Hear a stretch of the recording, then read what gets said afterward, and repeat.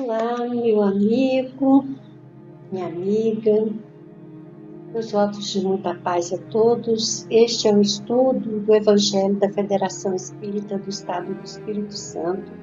Estamos estudando o Evangelho segundo São João. Hoje, prosseguindo o estudo do capítulo 6, analisaremos os versículos de 16 a 21. O texto bíblico está assim escrito: Quando veio a tarde, os seus discípulos desceram para o mar e, entrando no barco, atravessaram o mar em direção a Cafarnaum.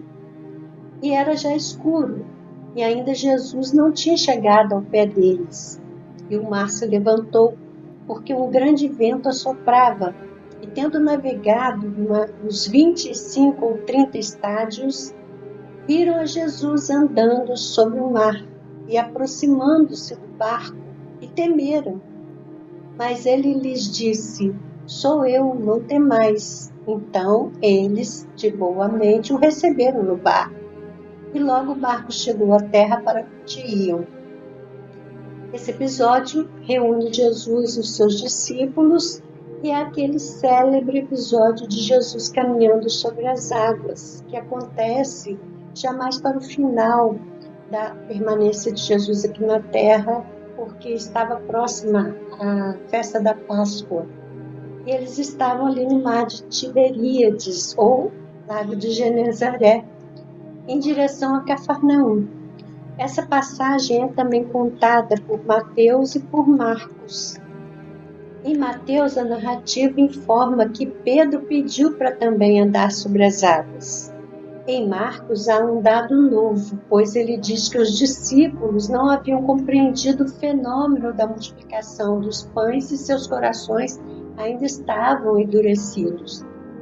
Na coleção Sabedoria do Evangelho, Carlos Torres Pastorino contextualiza essa situação. Ele conta assim: os discípulos desceram à praia, permaneceram perto do barco, onde ficaram esperançosos de que Jesus viesse alcançá-los. Entretanto, já se tornara escuro e ele não viera. Resolveram então partir. Uma vez embarcados, encontram um vento contrário bastante forte, o que era comum no lago, tanto que não haviam chegado à outra margem, na quarta vigília da noite, isto é, entre 3 e 6 da manhã. Após o domínio romano na Palestina, os israelitas passaram a dividir a noite, que é o período de 18 horas de um dia até 6 horas da manhã do dia seguinte, em 4 vigílias, ao invés de 3, como era tradicional entre eles. A primeira vigília, das 18 às 21 horas, era noite. A segunda vigília, das 21 horas às 24, noite fechada. A terceira, das 24 às 3, o cantar do galo. E a quarta, das 3 às 6 da manhã, a alvorada ou manhã. E era a noitinha, né? A noitinha, Jesus, de onde ele estava, ele viu os discípulos lutando contra o vento. E a travessia, mesmo na parte mais larga do lago, era feita no máximo em 2 ou 3 horas. E eles não estavam na parte mais larga. Mas às 3 ou 4 horas da manhã, eles só haviam avançado 25 a 30 estádios, segundo João informa. E essa anotação parece ter sido depois introduzida em Mateus, pois ela aparece só em alguns manuscritos. No Evangelho de Mateus, diz apenas, genericamente, há muitos estádios da Terra. O estádio media cerca de 185 metros. Portanto, eles só haviam adiantado cerca de 5 quilômetros da margem. E continuava a luta contra o vento, e os discípulos remavam esforçadamente para alcançarem rápido a outra margem, talvez imaginando que o mestre seguira a pé e lá chegaria antes dele para esperá-los. Repentinamente, eles percebem, assustadíssimos, um vulto branco a caminhar calmamente sobre o mar encapelado pelo vento. Que seria? Quem seria? Olha, o melhor é uma forma humana. Aproxima-se, só pode ser um fantasma. O fantasma era considerado de mau agouro. O medo foi crescendo, eriçando os cabelos, arrepiando a pele. E aqueles pescadores rudes, homens fortes e barbados, não tiveram outro remédio senão gritar valentemente. Penalizado, mas provavelmente a sorrir do susto que pregou em seus discípulos, Jesus os acalma, recomendando-lhes coragem, que eles demonstraram evidentemente não possuir. Então, sobre esse episódio de Jesus andar sobre as águas, tem algumas hipóteses. Pastorino, por exemplo, apresenta considerações sobre o docetismo, que era uma doutrina que sustentava que Jesus tinha um corpo fluídico e não de carne. Então, por isso ele poderia realizar esse feito.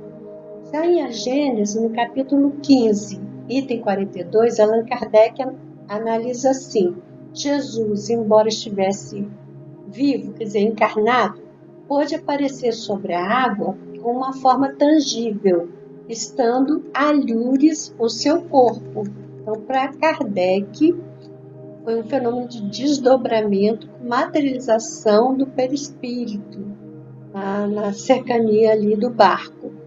Em Mecanismos da Mediunidade, no capítulo 26, o item chamado Divina Mediunidade, Efeitos Físicos, André Luiz observa: Jesus produziu muitos fenômenos considerados milagres.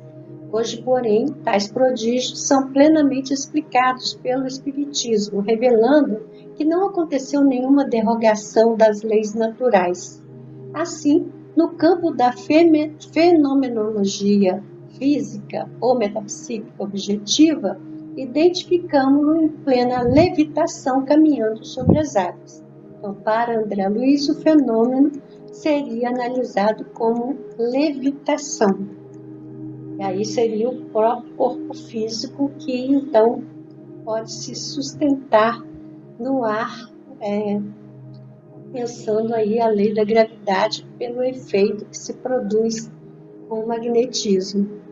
Então, Emmanuel não comenta nenhum desses versículos, desse trecho, mas encontramos uma lição que pode interessar, que é a lição 165 do livro Fonte Viva.